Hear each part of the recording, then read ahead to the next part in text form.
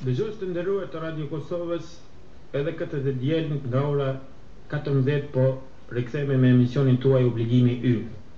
Pra, dëgjues të nderuar të Radio Kosovës, unë me ju jam Lamnat Berisha, moderator i emisionit Obligimi Ynë. Gjithsesi në këtë emision kemi ftuar dy mysafirë të rëndësishëm, dy mysafirë të cilët kanë njëri në fushën e rinis, punojnë me tri dhe kanë njëri mbi të drejtët e trive, por në këtë rast e vinë nga një komunë paksa më e vogël, nga qendra Prishtina, nga komuna e Rahovecit. Sigurisht që dhe emrat e mysafirëve do t'i bëjmë publik cilët do t'jenë, por para së gjithash për këtë temë do të shkojmë edhe do t'ju publikojmë dhe numrin e telefonit ku ju mund të dërgoni mesazhe. Numri i telefonit është 044 apo 049 350 355 dhe mesazhet e juaja që përkojnë me temën ne do të kemi mundësi të lexojmë dhe gjithsesi mysafir që pa humbur kohë do t'i prezantojmë është zoti Enis Berisha, drejtori ekzekutiv i Këshillit Rinor të Rahovecit, gjithashtu dhe zoti Shani Hoti nga qendra rinore e posta themeluar Anadrinia, po ashtu nga komuna e Rahovecit, por vjen nga fshatrat rurale dhe përmes këtyre dy mysafirëve ne do të folim për të drejtat e trive, mbi të gjithash për problemet që i kanë në komunën e Rahovecit sa i përket çështjeve rinore. Mirë se keni ardhur në emisionin Obligimi Ynë. Mirë se ju kemi gjetur. Mirë se falenderoj për ftesën. Zoti Enis, me qenë se ju jeni një aktivist i këndshëm në fushë, me qenë se ju jeni një organizatë e re rinore, kuptojmë dhe angazhimet e juja, përvojën e juj fillestare, me qenë se dhe ju keni një moshë si ndjeni kur ju punoni me tri.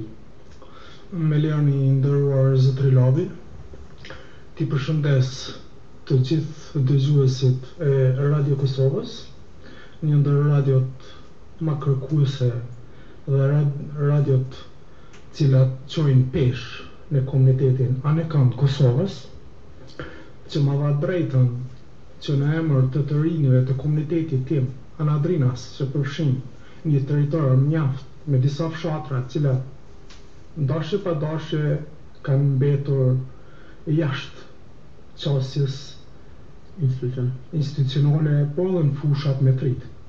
Për cilët fshatra pak më shumë, dhe me të në organizata juj pretendon të ketë qasje në promovimin dhe përkrahjen e të drejtave të trive? Fshatrat cilat gravitojnë në kuadër të aktivitetit tonë rinor janë fshatrat Gradish, Kramavik, cilën do thotë duke pasur parasysh mos kujdesin sa duhet institucional, ku tritë e komunitetit tonë mbeten anash, kur kemi parasysh se qyteti i Rahovecit u identifikoke si qytet në vete, jo në fshatrat për vetë, atëherë ne si komunitet i Anadrinas me përkrahjen e të rive marrim nismën që me 26 qershor të vitit 2010 të bëhet të themelimi i qendrës rinore Anadrinia me pjesëmarrjen e më shumë se 50 të rinjëve të fshatrave Gradish, Kramavik, ku janë pothuajse më shumë se 10 fshatra. Me qenë se sigurisht ju e përmend disa ndër arsyet, por fakt cila ka qenë situata që juve ju ka shtyje, kam fjalën mungesa e respektimit të drejtave të trive që juve ju ka shtyje me themelu këtë qendër.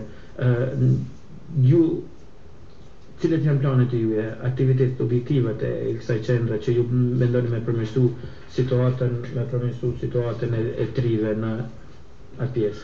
Objektivat të qendrës rinore të së themeluar, e cila vetëm Anadrinia në qendrën e Atkoc, e cila është në pritje të licentimit sipër, janë të shumta, ndërsa ato çfarë ne i kemi nda janë fuqizimi i të rinjëve dhe faktorizimi i tyre në vendimarrje, ku e kemi parasysh të thotë si tritë e komunitetit tonë lihen anash. Në çfarë kuptimi përmendani që lihen anash? Në kuptimin do thotë në vendimarrje, e para do thotë anashkalohen. Zoti Enis, me qenë se zoti Shani, me qenë se prej nisit patëm mundësi të identifikojmë disa probleme në raport me qeverinë lokale. Me qenë se ju vazhdimisht në po potencojmë që një organizatë e re, sa po themeluar, keni pas kontakt apo cili ka qenë interesimi i qeverisë lokale, në këtë rast Drejtorisë Kulturës, Mjedisë Sportit, Komunës Rovecit, që të kontaktoj si organizate e re dhe i asaj në nivelin qendror Ministrisë Kulturës, Mjedisë Sportit? Jo, sa i takon pushtetit lokal, gjithsesi Drejtorisë Komunale për rini, ende nuk kemi pasur asnjë kontakt, me qenë se mungesë. Ku është në këtë pëngesë? Është mungesë e vullnetit atyre, apo mendoni që janë të pa informuar për organizatën tuaj? Nuk e di sa kanë informacione, mirë po një çështje e cila e preokupon më shumë komunitetin tonë, po ashtu edhe i lënë në hije veprimet e të rinjve dhe dalin në shesh janë aktivitetet apo era politike ajo që e ka vërshu komunën tonë, ku vetë mediat, vetë informacioni më shumë janë të interesuar se çka po ndodh me një kryetar se sa çka e tutje bëhat për të rrit dhe të ardhmen e komunitetit.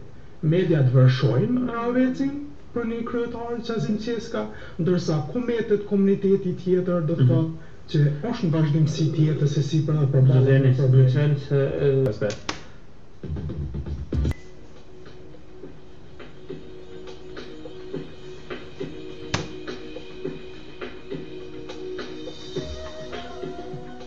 Të ndëruar të Radio Kosovës, por rikthejmë përsëri në emisionin Obligimi Ynë. Pra, tema e emisionit të sotëm është të drejtat e të rinjve në komunën e Rovecit. Mysafir edhe një apo bëjmë dije që është zoti Enis Berisha, drejtori ekzekutiv i Këshillit Rinor të Rovecit, gjithashtu dhe zoti Shane Hoti, përfaqësuesi i Qendrës Rinore Anadrinia, një organizatë e sapo themeluar, apo më mirë të themi themeluar në vitin 2010, sepse disa mund kanë shkuar nga themelimi. Zoti Shane, me qenë se është organizata e juaj tashmë aktive me aktivitete në kuadër të programeve tuaja të organizatës, a keni aktivitete që kanë bëjnë me integrimin e minoriteteve? Dhe nëse po, cilët minoritete keni target? Një ndër ato shumë objektiva të Qendrës Rinore Anadrinia me qendrën Ratkovc është edhe integrimi i komunitetit jo shqiptar. Është fjala për komunitetin Rom, Egjiptas dhe Ashkali, që është një që me numër është konsideruar shumë i pranishëm në komunitetin tonë, duke pasur parasysh që ata si komunitet në vete dhe i kufizu kanë nevoja të shumta. Mirë po, një ndër ato cila ndërlidhet me profesionin tim është edhe arsimimi i tyre, i cili është në nivelin shumë të ulët. Për këtë arsye do të thotë këto komunitet janë të pranishëm jo vetëm në fshatin tonë, por edhe në fshatrat përreth si në fshatin Çifllak, Radoste, Gegje e disa fshatrat e tjera. Dhe me sa duket janë të anashkaluar integrimin e tyre. Derisa ju përmendni anashkalimin e tyre, sigurisht po menoni nga institucionet apo dhe organizatat tjera, por në fakt ju a keni ndërmarrë diçka që këta të rinj të njën të integruar ose s'pako të njën në strukturët e organizatës suaj? Po, kam derin të prezentoj edhe antarin e bordit të Qendrës Rinore, prej 13 antarëve zotëri Edison Morina, është i komunitetit jo shqiptar dhe është mjaft aktiv.